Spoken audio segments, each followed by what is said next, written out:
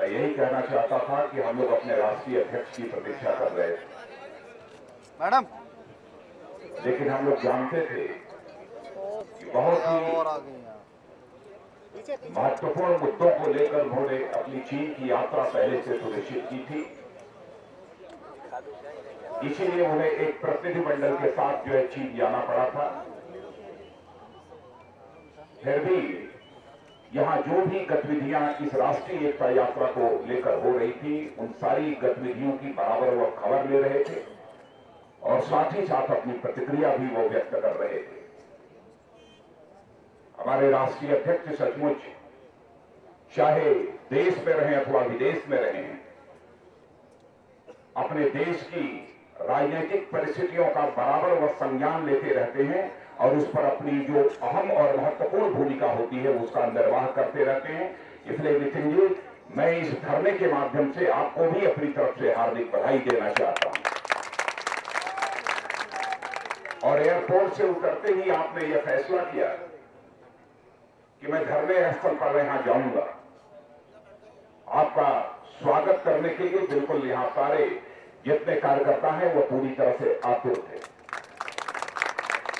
हमारे साथ श्री विजेंद्र गुप्ता, ये हमारे गतिशील व्यक्तित्व का एक अध्यक्ष जो यहां का बहुत ही मुस्तैदी के साथ इस धरने के कार्यक्रम को उन्होंने आयोजित किया है और हमारे दिल्ली के सभी कार्यकर्ताओं ने इसमें पूरी तरह से सहयोग किया है। दिल्ली के साथ साथ गाजियाबाद, गौतम बुद्ध नगर और मेरठ के कार्यकर्ताओं ने भी इसमें भाग लिया है। इनका जोश और उमंग जो था, मैंने उसकी तो मैं कल्पना नहीं कर सकता था कि किसी आंदोलन के कार्यक्रम में इस सीमा का जोश और उमंग हमको दिल्ली में देखने को मिलेगा। रात्रि में 2 बजे, 3 बजे, 4 बजे तक लगातार यह नारेबाजी का सिलसिला चलता रहा। कार्यकर्ता अपने उमंग और उत्साह का प्रदर्शन करते रहे हैं। और सबसे बड़ी बात जो हमारे अनुभव में आई है, मैं उसकी चर्चा किए बिना नहीं रह सकता। मैं समझता हूं कि वह कमी होगी।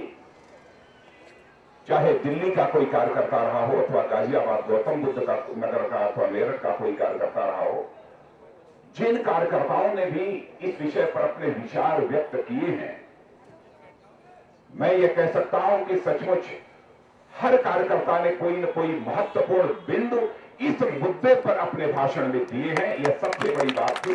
और मैंने कहा कि सचमुच एक हमारी भारतीय जनता पार्टी में ऐसे जो जिम वर्कर होते हैं, जिम कार्यकर्ता जो होते हैं, इसे हीरा कहा जाए, वो यदि देखने को मिलेंगे तो हमारे भारतीय जनता पार्टी में ही ऐसे कार्यकर्ता देखने को हमको मिलते हैं। आप यहां आए, हम लोगों को बेहद खुशी हुई है। और जो खुशी नहीं हुई है, मैं देखिए सबका चेहरा चमक रहा है, सबका मनोबल ऊंचा हुआ है आपके आने से। और मैं जानता हूं कि आप कितना बेचैन रहे होंगे कि यहां पर यह सब चल रहा है और इसी समय और मुझे बाहर रहना पड़ रहा है। हमारे महामंत्री संगठन रामलाल जी भी बराबर रात दिन लेफ्ट राइट करते रहते थे, वहां यहां से लेकर वहां तक।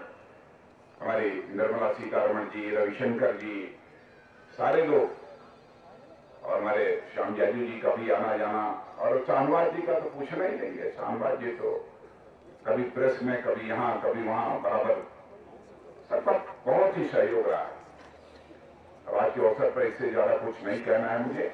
हाँ, ये पीड़ा जरूर है कि हमारे नेता श्रीमती सुषमा स्वराज जी, श्री अरुण जी जेटली और हमारे श्री अनंत कुमार जनरल सेक्रेटरी और साथ ही साथ शांता कुमार इस समय डिटेंड हैं और उनके साथ हमारे हजारों कार्यकर्ता भी इस कड़कड़ाती हुई ठंड में खुले आसमान के नीचे जो पड़े हुए हैं और वह बिल्कुल इस संघर्ष में पूरे जी जान से लगे हुए हैं।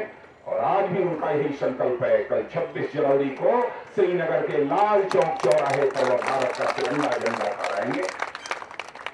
और पूरा कार्यकर्ताओं से भरा हुआ है और मुझे तो विश्वास है कि परमात्मा हमारे संकल्प को निश्चित रूप से पूरा करेगा और कल लाल चौक पर भारत का तिरंगा झंडा फहरा कर रहेगा, यह मुझे पूरा भरोसा है।